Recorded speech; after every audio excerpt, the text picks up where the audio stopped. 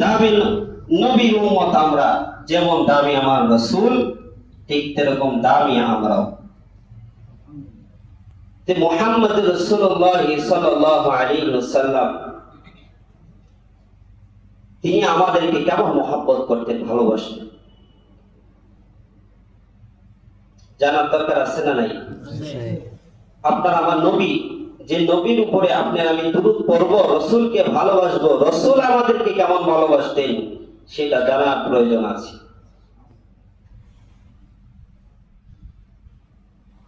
আল্লাহ পাক রব্বুল আলামিন তার রাসূলকে যখন দুনিয়া থেকে নিয়ে যাবেন আল্লাহর কাছে, এই দুনিয়া ত্যাগ করে পরকালের জিন্দেগিতে যাবে, তো আল্লাহ তাআলা তার রাসূল যাবেন কিনা সেটা জানার জন্য হযরতে জিবরাইল আলাইহিস সালাতু ওয়াস সালামকে পাঠাইছেন। সুবহানাল্লাহ। দুনিয়াতে এমন কোন বেটা আছে, নেতা আছে যে যারে নেওয়ার সময় হবে আল্লাহ পাঠাইবে, জিজ্ঞাসা করো আমরা নেতাজি আমার কাছে আসবে কি আসবে না, এই পাওয়ার বা এরকম কারো কাছে পাঠাবে? পাঠাবে না। দেখেন রাসূল কত মহব্বতের, কত দামি।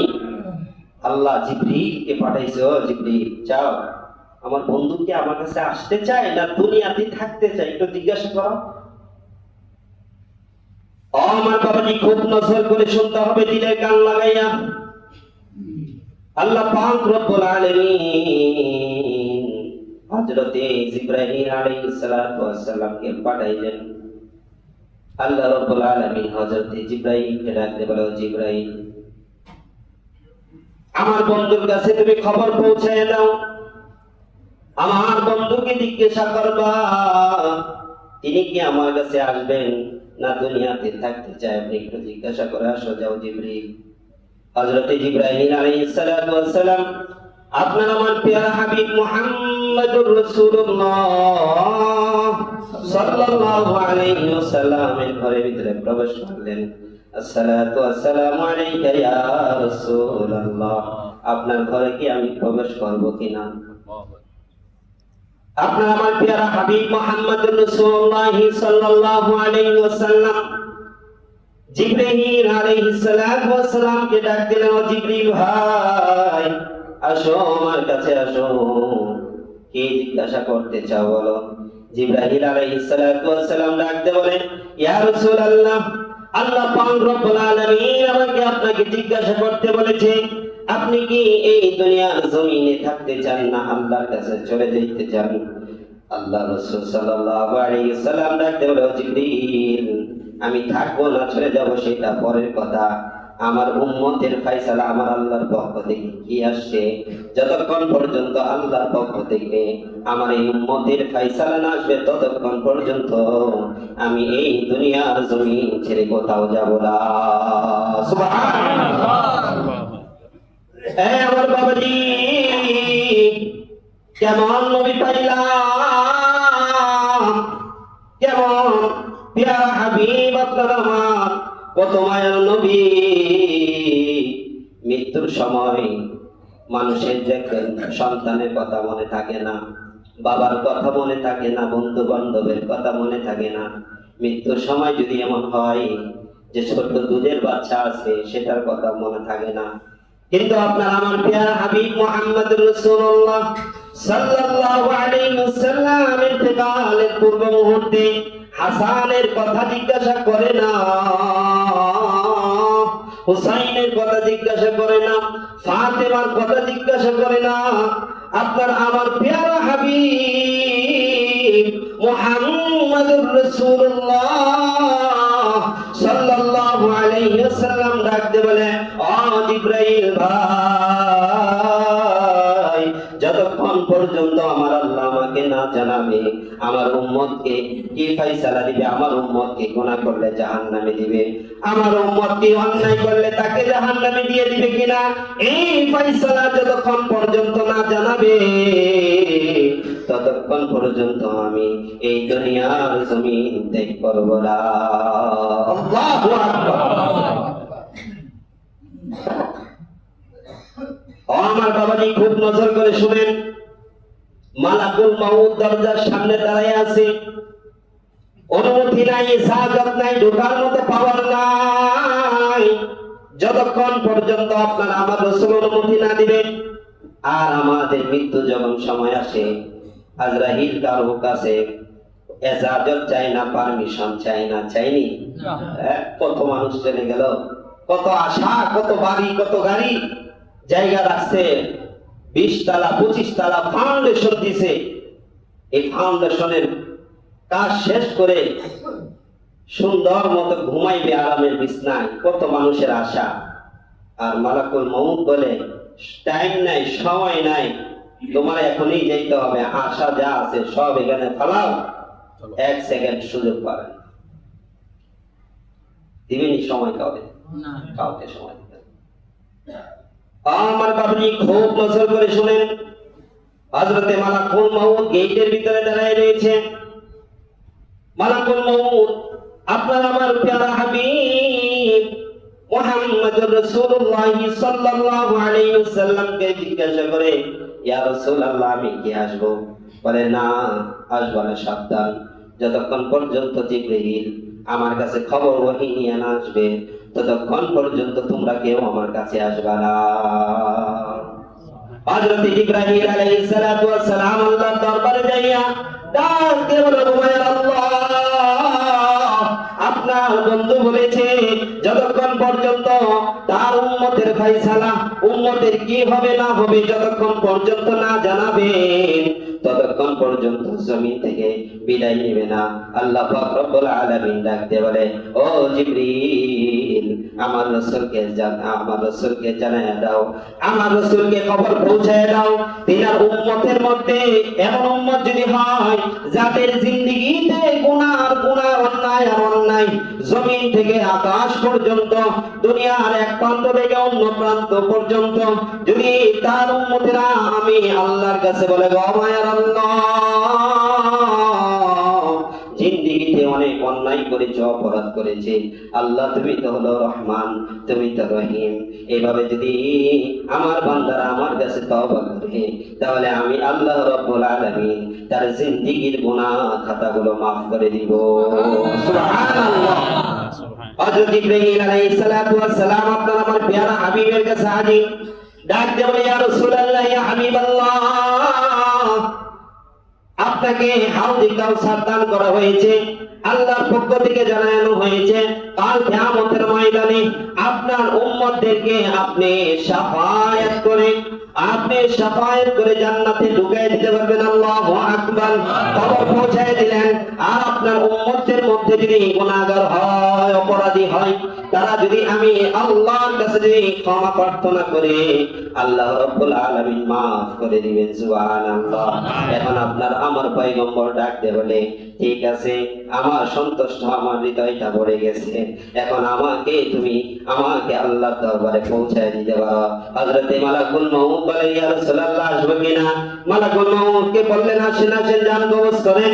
আপনার আমার প্যারা হাবিব যতক্ষণ পর্যন্ত মৃত্যুর পূর্বে আপনার আমার ফয়সালা না হয় ততক্ষণ পর্যন্ত কিন্তু দুনিয়ার জমিন থেকে বিদায় নেয় নাই। নিয়েছেনি? নেয় নাই, বিদায় নেয় নাই।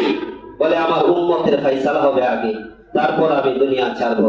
যে উম্মতকে আল্লাহকে চিনানোর জন্য আমার জিন্দেগিটা শেষ করেছি, আমি কত মার খেয়েছি, আমার দান শহীদ হয়েছে, উহুদের প্রান্তরে আমার এই শরীর থেকে রক্ত ঝরেছে, বদরের প্রান্তরে আমার সাহাবীরা ইন্তেকাল করেছে শত্রুদের আক্রমণে, আর আমার সেই উম্মতের ফয়সালা না করে আমি চিরনিদ্রায় শুয়ে যাব, আমার উম্মতের কি ফয়সালা হবে এটা যতক্ষণ পর্যন্ত জানানো না হবে ততক্ষণ পর্যন্ত আমি আল্লাহর কাছে যাব না। সুবহানাল্লাহ। ও আমার বাবাজি, খুব নজর করে শুনেন, আপনার আমার নবী মৃত্যুর পূর্বে যদি আপনার আমার ফয়সালা আল্লাহর কাছ থেকে নিয়ে যদি দুনিয়ার জমিন থেকে বিদায় হয়, তাহলে আপনার আমি তার উম্মত হয়ে নবীকে কতটুকু ভালোবাসলাম, নবীকে কতটুকু স্মরণ করলাম, একবারও কি নিজের বিছানায় শুয়ে কখনো চিন্তা করেছি? চিন্তা করছি? করি নাই তো। চিন্তা করতে হবে। যে আপনার আমার নবী মুহাম্মদুর রাসূলুল্লাহ সাল্লাল্লাহু আলাইহি ওয়াসাল্লাম উম্মতের মায়ায় কান্না করতে করতে আল্লাহর দরবারে গেলেন, আর আপনার আমার সারা বছর চলে যায়, কত দিন কত রাত্রি চলে যায়, আপনার আমি রাসূলকে ভালোবাসা একবার দুরূদ পড়তে পারলাম না। পুরা কপাল আমাদের। আল্লাহ রাসূলের সামনে দাঁড়াবো কিভাবে? কিভাবে দাঁড়াবো? বলবো, পরিচয় দিব কিভাবে যে আমি আপনার উম্মত? কিভাবে পরিচয়? নবীকে যে ভালোবাসে, ভালোবাসতে পারে, গত শুক্রবারে আলোচনা করেছিলাম যে সাহাবায়ে কেরামের নবীর প্রতি কতটুকু ভালোবাসা ছিল, আর নবীর কতটুকু উম্মতের প্রতি দরদ ছিল, ভালোবাসা ছিল। শুনছিলেন নি? রাসূলকে ভালোবাসা আমরা যদি জান্নাতে না যাইতে পারি, তাহলে আমাদের মতো কপাল পোড়া এই জমিনে নাই। আশ্চর্য হয়ে যাবেন। বুখারী শরীফের ঘটনা, বুখারী শরীফের হাদিস। রাসূলুল্লাহ সাল্লাল্লাহু আলাইহি ওয়াসাল্লামকে একটা মৃত খেজুর গাছ ভালোবাসার কারণে ওই মৃত গাছটাকে আল্লাহ জীবিত বানায়া জান্নাতে তার ঠিকানা করে দিয়েছে। সুবহানাল্লাহ, সুবহানাল্লাহ। আমার বাবাজি খুব নজর করে দিলে কান লাগায় শুনেন। আপনার আমার প্রিয় হাবিব মুহাম্মদুর রাসূলুল্লাহ সাল্লাল্লাহু আলাইহি ওয়াসাল্লাম বেশি বেশি দরুদ পড়বেন। যত দরুদ পড়বেন তত লাভ, যত দরুদ পড়বেন তত লাভ। রাসূলের নাম শোনার সাথে সাথে দরুদ পড়বেন। হাদিস শরীফে আরেকটা হাদিস মাঝখানে বলে দিই। হাদিস শরীফে আসছে যে মানুষ যখন একবার, দুইবার, তিনবার এভাবে জপতে জপতে 10, 12, 11 বার পার হয়, ওই 11 বার পড়ার পরে এই দুরূদের আমল যখন আল্লাহর কাছে পৌঁছানো হয়, তখন আল্লাহ রাব্বুল আলামিন ফেরেশতাদেরকে জিজ্ঞাসা করে, ও ফেরেশতারা, আমার রাসূলের শানে মানে সম্মানে আমার বান্দারা কতবার দুরূদ পড়ছে? আপনার আমি পড়ছি 11 বার। আর ফেরেশতারা যায় বলে, আল্লাহ কত যে দুরূদ পড়ছে এটা কোনো হিসাব নাই। সুবহানাল্লাহ। কারণ ফেরেশতাদের গণনা হচ্ছে 10, এর অধিক যদি হয় সব হলো হিসাবের বাহিরে, মানে এটা কোনো হিসাব হয় না। 10 পর্যন্ত ফেরেশতাদের গণনা।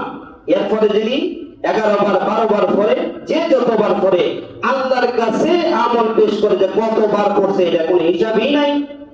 সুবহানাল্লাহ, সুবহানাল্লাহ। আমার বাবাজি খুব নজর করে শুনবেন।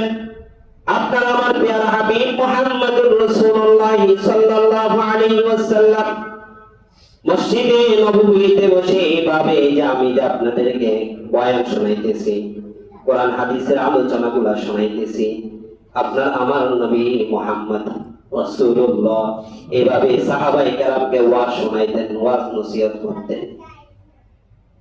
মসজিদে নববীতে যখন খুতবা দিতেন, দাঁড়ায়া দাঁড়ায়া খুতবা দিতেন।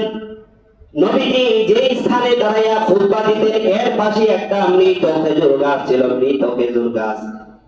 রাসূল সাল্লাল্লাহু আলাইহি ওয়াসাল্লাম যখন দাঁড়ায়া খুতবা দিতেন, দাঁড়ায়া থাকতে থাকতে মাঝে মাঝে পা গোলা ফুলে যাইতেন, পা মুবারক গোলা ফুলে যাইতেন। মাঝে মাঝে ওই মৃত খেজুর গাছের সাথে হেলান দিতেন। এই কষ্টটা যখন একজন মহিলা সাহাবী দেখলেন, মহিলা সাহাবী লক্ষ্য করে তাকিয়ে দেখেন আপনার আমার প্যারা হাবিব যখন খুতবা দেয় পা গোলা ফুলে ফুলে যায়, পা গোলা ফুলে যায়, ক্লান্ত হয়ে মৃত খেজুর গাছের ভিতরে হেলান দেয়, পিঠটা লাগাইয়া হেলান দেয়। যেমন আমরা অনেক সময় চাউলের সাথে পিঠ ঠেকাইয়া একটু হেলান দিই, এভাবে হেলান দেয়। মহিলা সাহাবী খেয়াল করলেন যে আপনার আমার হাবিব মুহাম্মদ রাসূলুল্লাহ ক্লান্ত হয়ে এই মৃত খেজুর গাছের সঙ্গে হেলান দেয়। মহিলা সাহাবী ডাকতে বলে, ইয়া রাসূলুল্লাহ, ইয়া হাবিবাল্লাহ, ও মায়ের নবীজি, আপনি যদি আমাকে অনুমতি দেন আপনাকে একটা কাঠের মিম্বর বানিয়ে দিব। এই যে মিম্বর, যে মিম্বরে বসছি, কাঠের একখানা মিম্বর বানিয়ে দিব।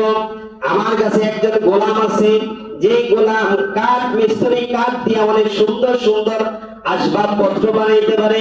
ইয়া রাসূলুল্লাহ, আপনি যদি আমাকে ইজাজত দেন, অনুমতি দেন, তাহলে আমি একটা কাঠের মিম্বর বানায় আনবো, যেন আপনি আরামে বসে বসে খুতবা দিতে পারেন। আপনার আমার প্যারা হাবিব বললেন, ঠিক আছে যাও, তুমি একটা এই মিম্বর বানায় নিয়ে আসবা।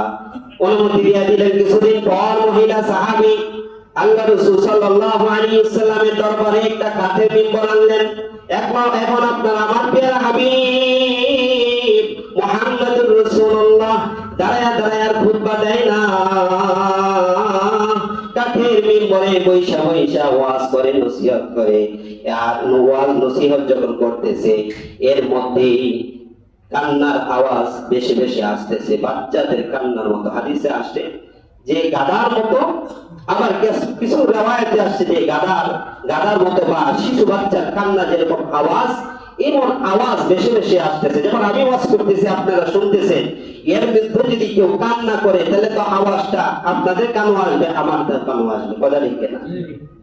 আমার বাবাজি খুব নজর করে শুনেন, কান্নার আওয়াজ যখন বেশি আসতেছে, সাহাবায়ে কেরাম ডানে তাকায়, পিছনে তাকায়, বামে তাকায়, লক্ষ্য করে দেখে আমাদের মধ্যে কে কান্না করে।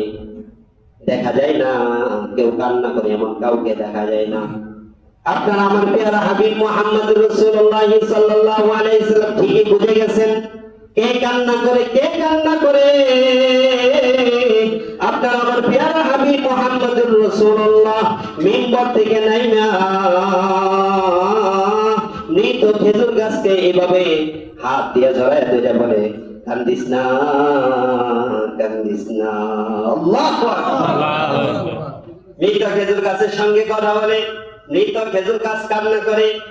এই দুনিয়ার কেউ বুঝে না, আপনার আমার মায়ার নবীজি বুঝে কে কান্না করে। মৃত গাছটাকে এভাবে জড়ায়া ধইরা আদর করে করে বলে, কান্দিস না রে, কান্দিস না। মৃত খেজুর গাছকে জিজ্ঞাসা করে, কান্না করো কেন? খেজুর গাছ উত্তর দেয়, ইয়া রাসূলুল্লাহ, ইয়া হাবিবাল্লাহ, আমি মৃত খেজুর গাছ এতদিন আপনার সঙ্গী ছিলাম। আপনি যখন ক্লান্ত হয়ে আমার ভিতরে আপনি হেলান দিতেন, আপনার স্পর্শ পাইয়া নিজেকে ধন্য মনে হইতো। আর আজকে আরামে মিম্বর পাইয়া আমাকে ভুলে গেলেন গো রাসূল, আমাকে ভুলে গেলেন।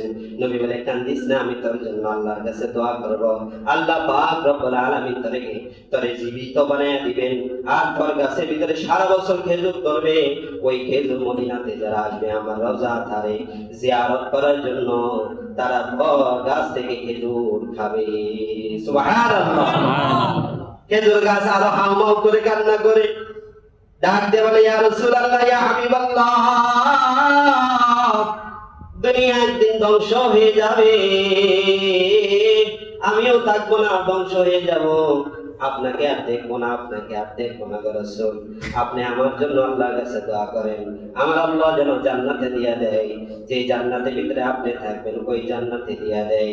জান্নাতে যাওয়ার পর যেন আমি মৃত খেজুর গাছ জীবিত হইয়া আপনি রাসূলকে দেখতে পারি। সুবহানাল্লাহ। যে আমাকে জীবিত বানায়া বলেন যে জান্নাতে দিয়ে দিত, জান্নাতে দিলে তো আমি আপনাকে দেখতে পারবো, আমার মনের শখ মিটাইতে পারবো। আপনি দোয়া করেন আল্লাহর কাছে, আল্লাহ পাক রব্বুল আলামিন যেন আমাকে জীবিত বানায়া জান্নাতে দিয়ে দেয়। আল্লাহ তাআলা রাসূল দোয়া করলেন, ও আল্লাহ, এই মৃত খেজুর গাছটাকে জীবিত বানায়া আল্লাহ তোমার জান্নাতে দিয়ে দিও। এই খেজুর গাছ আমাকে মুহাব্বত করে ভালোবাসে। সুবহানাল্লাহ। তো আপনি আর আমি নবীর উম্মত হইয়া জান্নাতে যাইতে পারি না, জান্নাতে আশাও তো করি না, করতেও পারি না, কারণ রাসূলের প্রতি তো আপনার আমার মুহাব্বত নাই, দুরূদ নাই। চিন্তা করেন একটু, আমরা যারা এখানে আসি বাবা, আমরা এই সকলেই কিন্তু রাসূলের শানে মানে দুরূদ পড়াটাকে অনেক মুহাব্বত করি। রাসূলের কথা শুনলে মনের ভিতরে এমনিতেই কান্না চলে আসে। কথা ঠিক কিনা? এখন প্রকৃতপক্ষে মুহাব্বত রাসূলকে কিভাবে করতে হবে একটু জানেন না, একটু বুঝেন না, বুঝবেন কিভাবে? কোরআন এবং হাদিস থেকে। কথা ঠিক কিনা? কোরআন হাদিস ব্যতীত, কোরআন এবং হাদিস ব্যতীত সহি বই চিনেননি, বাংলা সহি বই, ওই বইয়ের থেকে যদি কেউ বলে যে বইয়ের মধ্যে এমনি আছে, হবে না। কারণ কোরআন হাদিস থেকে আপনি যাচাই করতে হবে। আপনাকে তো আল্লাহ তাআলা জ্ঞান দিয়েছে, আল্লাহ তাআলা তো আপনাকে জ্ঞান বুদ্ধি দান করেছে, কোনটা ভালো, কোনটা মন্দ, কোনটা সাদা, কোনটা কালা, এটা বোঝার তৌফিক আপনাকে দিয়েছে আল্লাহ। তাহলে বুঝতে চান না কেন? বুঝতে কেন চান না? বুঝতে হবে, জানতে হবে। আপনি মন গড়া কোনো আমল, মন গড়া কোনো ইবাদত আপনার মন চাই করলেন, এটা আল্লাহর কাছে কবুল হবে না। আপনাদের কাছে একটা প্রশ্ন রাখি, ফজরে ফরজ নামাজ কয় রাকাত? 2 রাকাত। 2 রাকাত না 4 রাকাত? ফরজ কয় রাকাত? 2 রাকাত।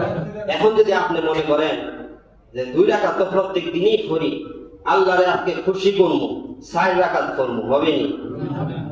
হ্যাঁ, কেন 2 রাকাত করলে যদি আল্লাহ খুশি হয়, 4 রাকাত করলে তো আরো বেশি খুশি হওয়ার কথা, কথা ঠিক কিনা? যৌক্তিক আছে নি কথা? হ্যাঁ, আল্লাহর বিধান যেটা, আল্লাহর হুকুম যেটা, সেটা আপনার যত রাকাতই আছে সেটাই করতে হবে, কথা ঠিক কিনা? তো মানতে চান না কেন? বলে বাপ দাদা করে আসছে, বাপ দাদারা আমল করে আসছে, তাদের আমল কি ভুল?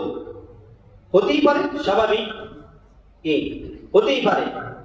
আপনি আপনার দৃষ্টিকোণ থেকে বর্তমান প্রেক্ষাপট, বর্তমান পরিস্থিতি একটু লক্ষ্য করে। আগে সময়টা যখন মুসলমান এই জমিনে বাস করত, তখন উলামায়ে কেরাম কিন্তু তেমন বেশি ছিল না, ছিল নি? তখন বেশি উলামায়ে কেরাম ছিল না। আমাদের বাপ দাদা পূর্বপুরুষদের থেকে আমরা শুনেছি যে একজন গ্রামে যদি একজন মানুষ মারা যাইত, তার জানাজা পড়ানোর জন্য 3-4 গ্রাম পার হইয়া 10 কিলো 12 কিলো দূর থেকে একজন ইমাম আইনা, হুজুর আইনা পরে জানাজার নামাজ পড়ায় কাফন দাফন করে, কথা ঠিক কিনা?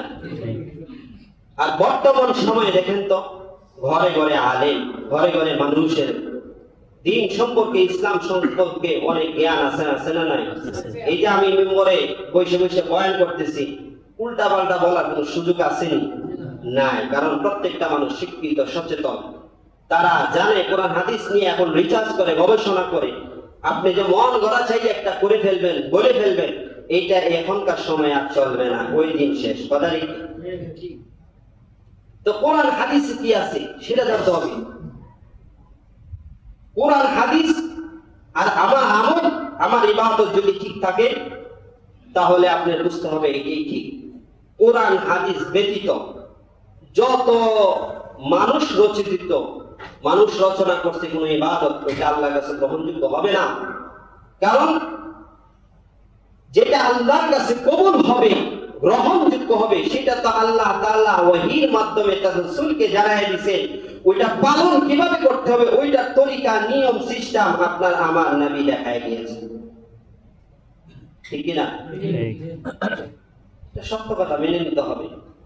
আর এই কথাগুলো আপনাদের কাছে পৌঁছাবে কে? উলামায়ে কেরাম। কারা? কারণ এই দুনিয়া জমিনের মধ্যে সব থেকে যারা আল্লাহকে ভয় করে, তারা হলো উলামায়ে কেরাম। কোরআন শরীফে আয়াত আছে, আল্লাহ তাআলা বলেন, ইন্নামা ইয়াখশাল্লাহা মিন ইবাদিহিল উলামা। যে উলামায়ে কেরাম যারা আমার ওহীর ইলম নিজেদের সিনার ভিতরে নিয়েছেন, তারাই প্রকৃতপক্ষে আমি আল্লাহকে সব থেকে বেশি ভয় পাই। এটা কার কথা? আল্লাহর কথা। এটা বাংলা কোন বইয়ের কথা, এটা আল্লাহর কথা। আর উলামায়ে কেরাম হচ্ছে নবীর ওয়ারিস। ইন্নামাল উলামা ওয়ারাসাতুল আম্বিয়া, রাসূলের হাদিস। রাসূল বলেন, ও দুনিয়ার গোলামেরা শুনো, তোমাদের সময় যখন আমি রাসূল থাকবো না, তখন উলামায়ে কেরাম হলেন আমার ওয়ারিস। তারা যে কোরআন এবং হাদিস থেকে কথা বলবে, ওইটাকে তোমরা মানবা। এ ব্যতীত অন্য কোন কথা, অন্য কোন সিস্টেম তোমরা কখনো মানবে না, মানতে পারো না। উলামায়ে কেরামের কথা আপনি মানতেই হবে। এই কারণে আপনার আমার মন গড়া কোনো ইবাদত করলে আল্লাহর দরবারে কবুল হবে না। আপনি যতই আপনি মনে করেন যে না এটা করলে ভালো হবে, ভালো সিস্টেম তো আল্লাহ রাসূল দেখাই দিয়েছে। তো আলোচনার যে বিষয়, আপনার আমার নবী মুহাম্মদুর রাসূলুল্লাহ সাল্লাল্লাহু আলাইহি ওয়াসাল্লামের মুহাব্বত, তার উপরে দুরূদ পড়া। দুরূদ এটা আপনার আমার পড়তেই হবে, পড়তেই হবে, এছাড়া বিকল্প কোনো রাস্তা নাই। কারণ যেখানে আল্লাহ স্বয়ং নিজে তার রাসূলের শানে, সম্মানে, মানে দুরূদ পড়ে, সেখানে আপনার আমি তো কিছুই না, কথা ঠিক কিনা?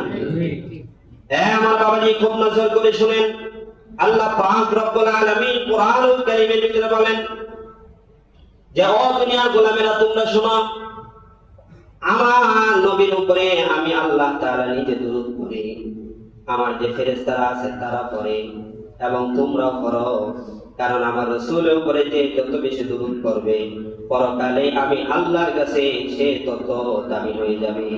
সুবহানাল্লাহ।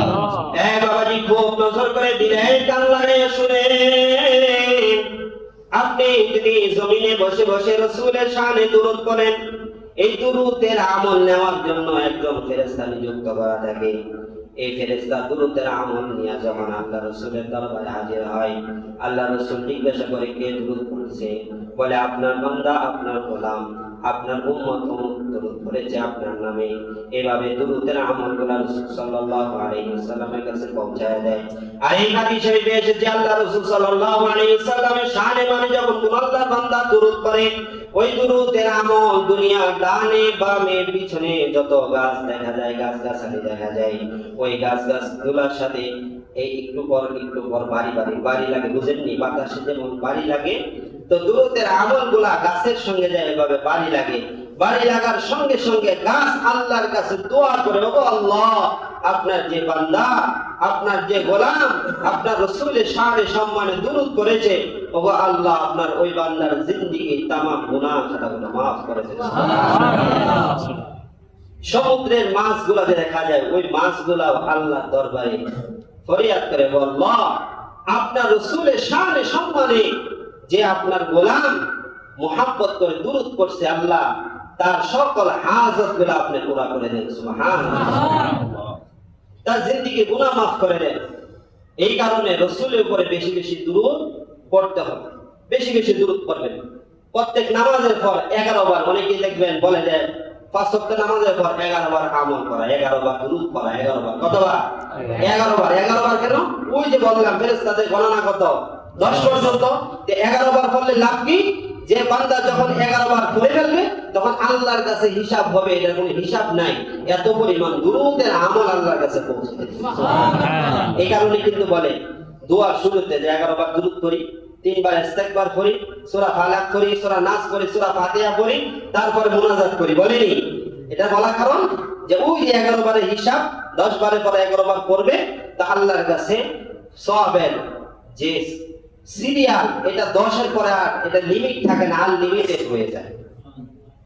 এই কারণে বেশি বেশি দুরূদ পড়বেন। বেশি বেশি দুরূদের মাধ্যমে আল্লাহ রাসূল সাল্লাল্লাহু আলাইহি ওয়াসাল্লাম বলেন যে আমার উপরে যত বেশি দুরূদ পড়ে কাল কিয়ামতের ময়দানে আমার শাফায়াত হওয়া তার জন্য ওয়াজিব হয়ে যায়। সুবহানাল্লাহ। আর কত ফাজিল শুনবেন।